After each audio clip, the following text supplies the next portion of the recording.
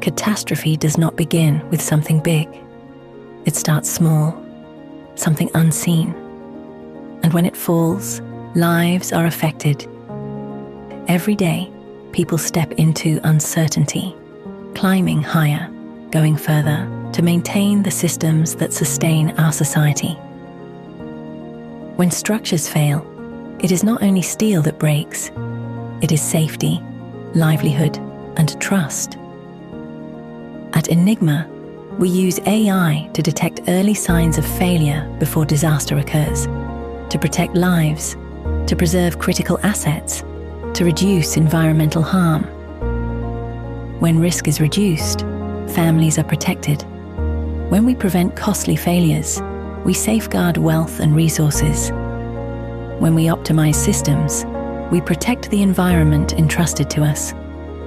We believe technology is an amana, a trust, and as part of the Ummah, we are responsible for how we build, how we innovate, and who we protect.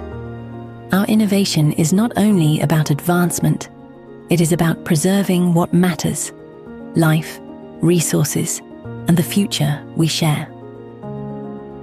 Enygma.